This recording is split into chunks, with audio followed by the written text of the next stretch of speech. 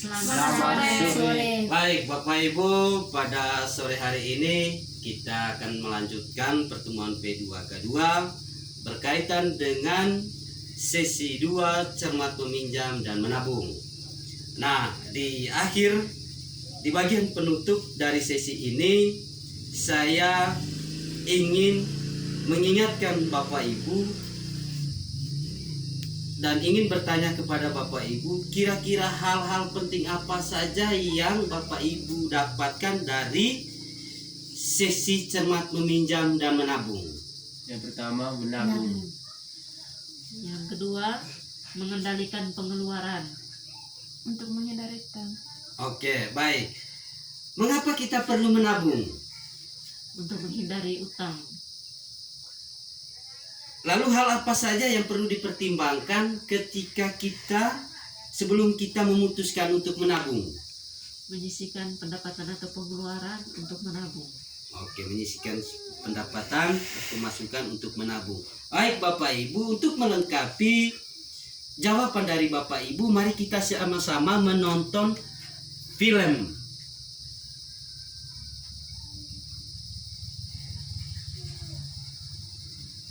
Ibu-ibu, keadaan darurat bisa datang setiap saat dan biasanya perlu banyak uang untuk mengatasinya.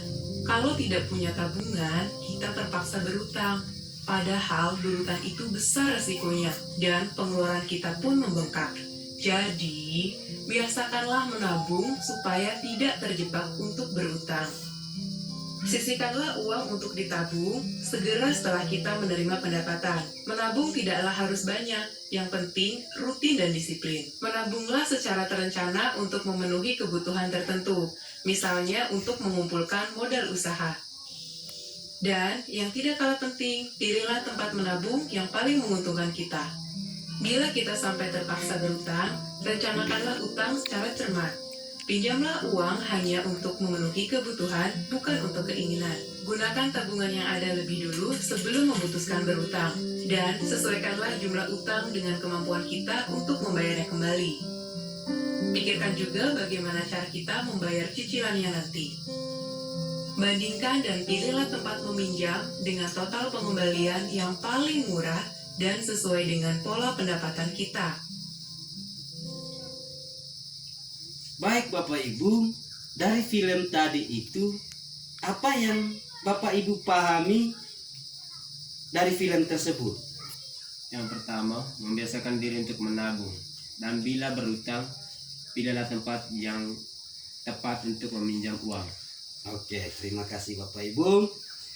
Mari kita sama-sama melihat brosur. Di brosur itu akan kita baca hal-hal penting dari sesi 2, yaitu cermat, meminjam, dan menabung. Kita buka brosur halaman 5 dan 6 dan juga halaman 8-10.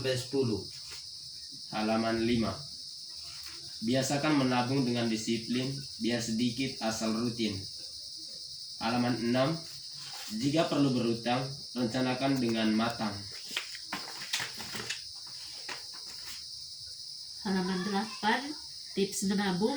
Tentukan tujuan menabung, misalnya membayar uang pangkal sekolah, modal usaha, berjaga-jaga. Yang kedua, buatlah rencana menabung untuk mencapai tujuan tersebut. Yang ketiga, sisihkan uang untuk tabungan sejak awal, bukan menunggu sisa pengeluaran. Menabung tidak harus banyak, asalkan rutin. Yang kelima, menabunglah dengan disiplin. Yang ke-9, cara membuka tabungan. Yang pertama, bank. Menunjukkan identitas diri, KTP atau SIM. Yang kedua, mengisi formulir yang disediakan bank. Yang ketiga, membayar setoran awal minimal. Untuk koperasi, menunjukkan identitas diri. Yang kedua, mengisi formulir keanggotaan. Yang ketiga, membayar simpanan pokok sekali selama menjadi anggota dan simpanan wajib bulanan atau tahunan yang jumlahnya ditentukan masing-masing koperasi. Sudah ya Bapak Ibu? Yang ke-10. Yang ke-10 ya.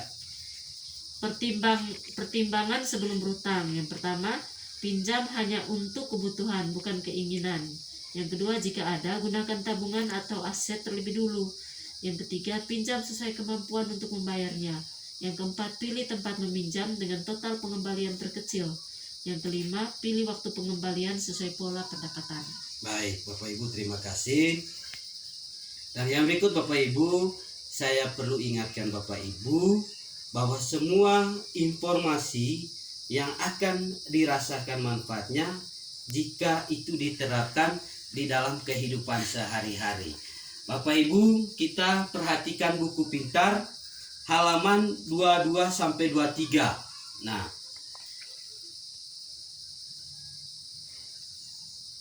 saya akan jelaskan pengisiannya ya. Tugas atau latihan yang akan nanti dikerjakan di rumah. Ya, tugasnya itu merencanakan utang dengan hati-hati ya. Di buku pintar halaman 22 sampai 23 ya. Nah, di situ ada pertanyaan-pertanyaannya. Pertama, apakah Ibu Yanti perlu meminjam uang? Lalu ada jawaban sebelah A, B, C. Tidak. A, tidak. Modal usaha adalah keinginan. B, ya modal usaha adalah kegiatan produktif yang bisa menghasilkan uang kembali. C, tidak. Modal usaha bisa ditunda kapan saja. Nah, latihan itu Ibu ya dikerjakan di rumah ya. Mengisi lembar latihan itu di rumah dengan baik. Baik Bapak Ibu, kita sudah bahas secara bersama tentang mengendalikan pengeluaran, mengelola utang. Nah, sesi berikut yang nanti kita akan pelajari itu adalah bagaimana kita meningkatkan pendapatan keluarga melalui sesi memulai usaha.